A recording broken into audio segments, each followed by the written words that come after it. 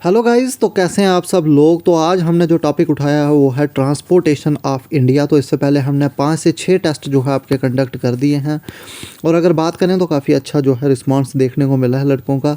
तो 5 से 6 टेस्ट हमने अपलोड कर दिए हैं। वो टेस्ट अगर आप उनको देना चाहते हैं तो उन टेस्ट को देने के लिए आप जो है हमारे चैनल को सब्सक्राइब करके प्लेलिस्ट में जा सकते हैं फास्ट सेक्शनल टेस्ट, और वहाँ पे आपको जो है बाकी के सेक्शनल टेस्ट भी मिल जाएंगे, उनको भी आप अटैम्प्ट कर सकते हैं और देख सकते हैं कि आपके 10 में से कितने मार्क्स आएंगे। ये फाइनेंस अकाउंट असिस्टेंट के लिए काफ़ी जो है हेल्पफुल ये टेस्ट जो है वो रहने वाले हैं, तो उनका बेनिफिट आप ज़रूर उठाएं। उसके अलावा मैं आपको बता दूं कि अगर आप JKPSI की तैयारी कर रहे हैं और फाइनेंस अकाउंट असिस्टेंट की तैयारी कर रहे हैं, VLWO की तैयारी कर रहे हैं, तो उसके लिए हमारी ऐप पर आपको फ्री ऑफ कास्ट कुछ मॉक टेस्ट मिल जाएंगे, उनका बेनिफिट आप उठा सकते हैं। JKPSI के लिए free of cost mock test रखा हुआ है और VLWO के लिए तो उनका बेनिफिट ज़रूर उठाएं। ऐप को आप जो है हमारे प्ले स्टोर से डाउनलोड कर सकते हैं, JKSSB स्पेशल, और स्टोर में जाके आपको जो है कुछ फ्री टेस्ट इन पे जो है वो मिल जाएंगे, तो उनका बेनिफिट आप ज़रूर उठाएं। आने वाले टाइम में आपको जो है बेनिफिशियल वो टेस्ट जो है वो रहने वाले हैं। तो चलिए गाइज, आज का टेस्ट शुरू करते हैं। तो आपने जो है आज कोशिश करनी है कि 10 में से 10 जो हैं आपके मार्क्स आएँ, और अगर 10 में से 10 आपके मार्क्स आ जाते हैं तो इट मीन्स आपने जो है टॉपिक को अच्छे से क्लियर जो है वो किया हुआ है। तो कोशिश करें कि 10 में से 10 मार्क्स जो हैं आपकी तरफ से आए। तो चलिए गाइज शुरू करते हैं। पहला क्वेश्चन आपकी स्क्रीन पर आ चुका है। तो पहला क्वेश्चन है, Indian railways is the dash dash largest in the world. तो आपको बताना है कि जो भारत का रेलवे है तो वो वर्ल्ड में कितने नंबर पे आता है। तो ये बात मैं आपको बता दूं कि जो इंडिया का रेलवे है वो एशिया में सेकंड नंबर पे आता है और वर्ल्ड में फोर्थ नंबर पे आता है हमारा रेलवेज। तो यहाँ पे राइट आंसर जो है सेकंड, थर्ड और फिफ्थ नहीं रहने वाला है, तो राइट आंसर रहेगा फोर्थ। तो Indian railways is the fourth largest in the world. तो आई होप इजी क्वेश्चन था, सब ने इसका सही आंसर जो है वो दिया होगा।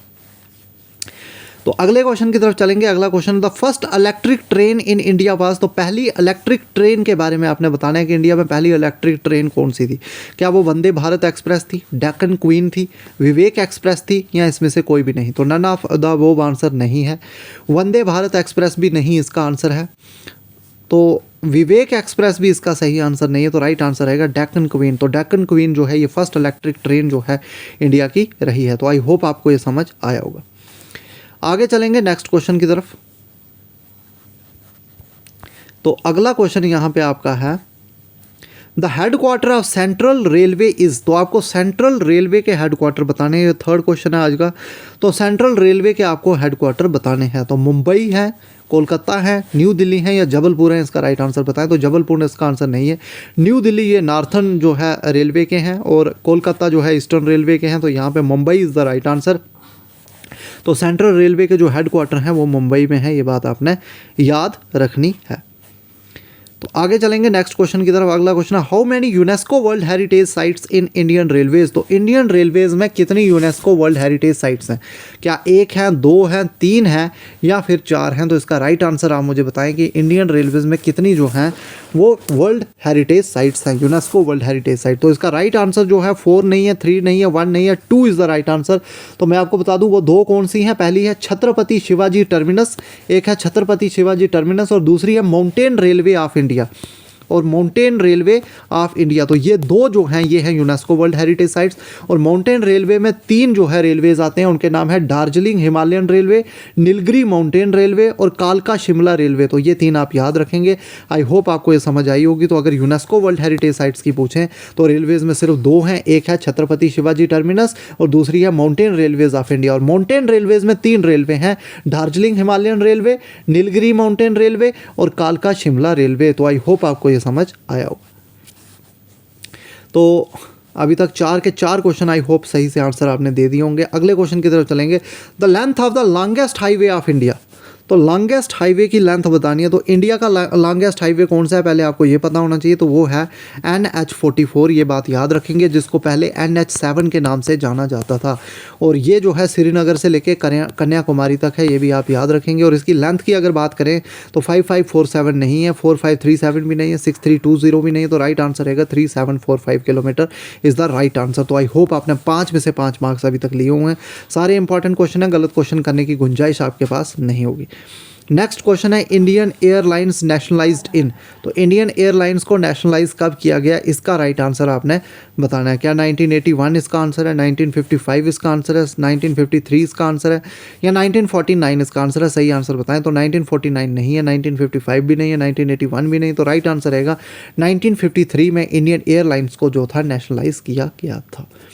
तो आई होप 6 में से 6 मार्क्स आपने अभी तक जो हैं वो लूट लिए हैं यहाँ पे। तो 6 में से 6 मार्क्स आपके जो हैं अभी तक आ रहे होंगे। अगले क्वेश्चन की तरफ चलेंगे। अगला क्वेश्चन है वीर सावरकर इंटरनेशनल एयरपोर्ट कौन सा है, आपका बताना है। क्या गुवाहाटी में है, वाराणसी में है, अमृतसर में है, या पोर्ट ब्लेयर में?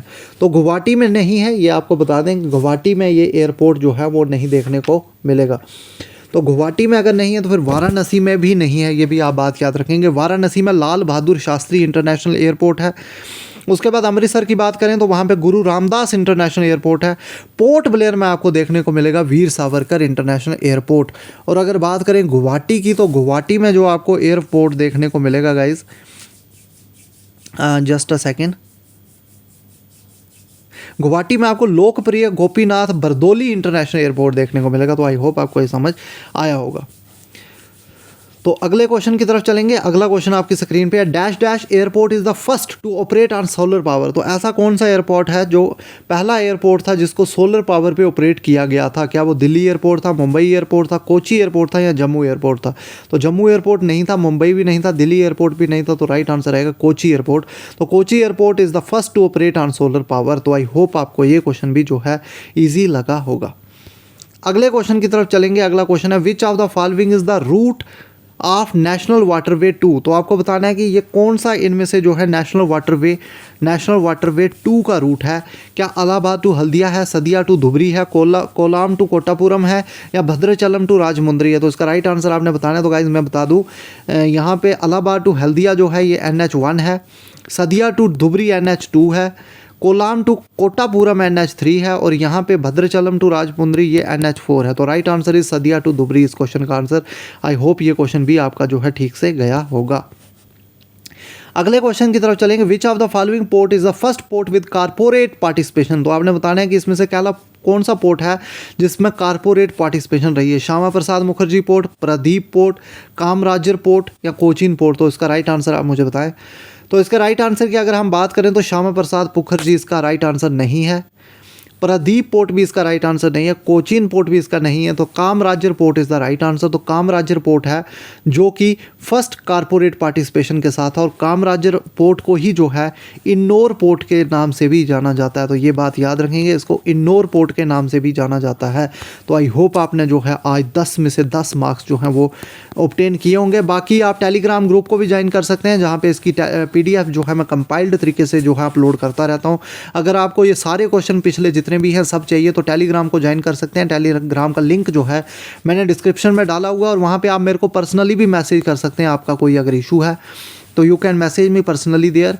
तो वहाँ पे आप गौरव शर्मा के नाम पे मुझे मैसेज कर सकते हैं, जहाँ पे आपकी जो भी प्रॉब्लम होगी उसको सॉल्व किया जाएगा। तो थैंक यू गाइस, मिलते हैं नेक्स्ट वीडियो के साथ कल। तो तब तक के लिए थैंक यू। तो कल भी हम जो है एक टेस्ट और लाने की आपके लिए कोशिश करेंगे। तो थैंक यू गाइस।